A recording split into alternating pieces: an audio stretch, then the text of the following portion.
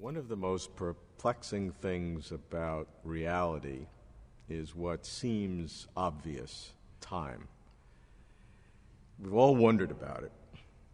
But when you think about time and then you think about God, then the two together really cause complexity. Yes. How do you deal with God and time? I remember one philosopher who said that if the philosophical importance of a topic can be judged by the amount of nonsense written about it, then the concept of time comes somewhat ahead of the concept of space and somewhat behind the concept of God. Right. And you put God and time That's together, good. you have a subject that Volatile. is truly baffling and mind-expanding, one of the deepest. I spent 13 years working on this topic as my major research interest, and it's an inexhaustible study. All right, 13 years worth. Tell me what you learned. Well, I think we need to talk about the nature of time most fundamentally. I think that this is the question. And philosophers have distinguished two radically different concepts of time that will profoundly affect how you view reality and I think how you view God's relationship to time. Okay, what are they? One view of time is what we might call a dynamic theory of time, or a tensed theory of time. And what it says is that the moments of time are ordered by past, present, and future, and that these are real and objective aspects of reality. The past is gone. It no longer exists. The present is real. The future has not yet come to be and is not real. And so the future is not sort of out there ahead of us down the line waiting for us to arrive. The future is pure potentiality. Only the present is real.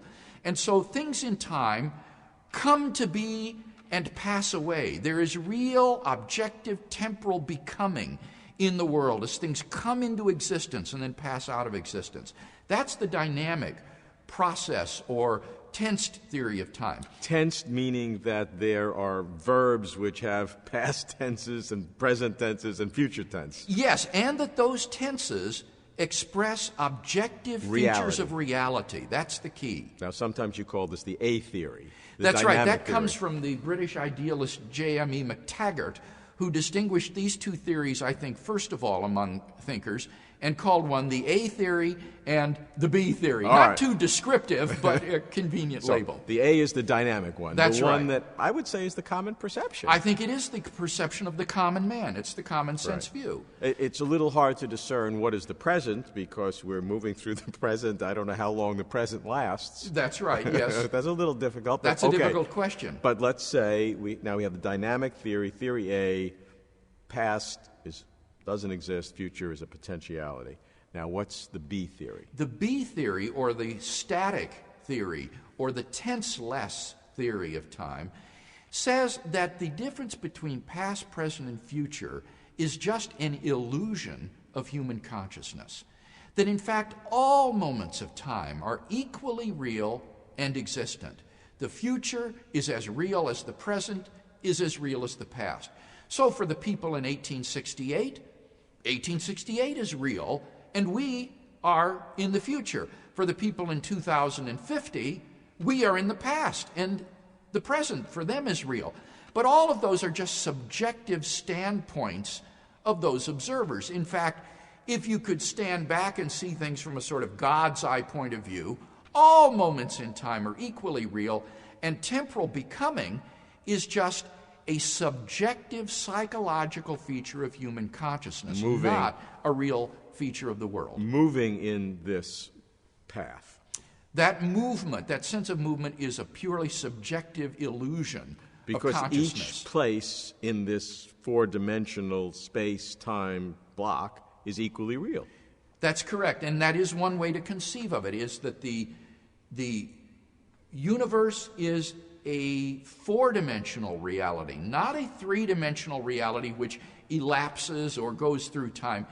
Really, things are extended in four dimensions, and the whole space-time block, that whole four-dimensional block, just exists timelessly.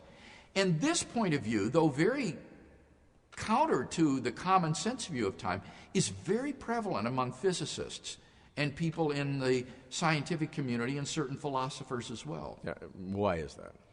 Well, I think the main reason is that thinking of reality in four-dimensional terms makes the special and general theories of relativity very easy to grasp.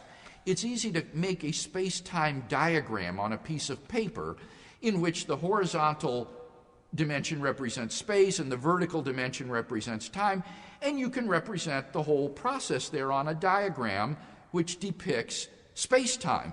And I think many scientists interpret the diagrams as literal representations of reality, that reality really is a four-dimensional space-time block. Because the interpretation is that absolute space and absolute time have been shown to be erroneous by Einstein. I think that that is one of the major motivations behind the adoption of this B theory or tenseless theory of time, is the belief that the A theory or tense theory is incompatible with special relativity. Now, in fact, I don't think that that is true at all. I think it's completely compatible with special relativity. But I'm sure you're right that this is one of the major motivations for adopting this four-dimensional view. Let's try to understand the B theory, the tense-less theory of time, because that's the one that's certainly counterintuitive to our normal way of thinking. What does that mean, tenseless? How do I deal with the fact that my children were born sometime in the past, and I can't use a tense to describe that? Is there a sequence of events? Yes, sequence is still real in the sense that the events in time are related as earlier and later than each other. And that is a real and objective relation. But what the tenseless theorists deny is that things are really and objectively past, present, and future. So they can order things in an earlier or later sense, but they don't put a past tense on it as if it once existed and now does not. That's correct. Your birth is always earlier than your death, whether they lie in the future, whether one is in the present, or whether both in the past. Your birth is always earlier than your death.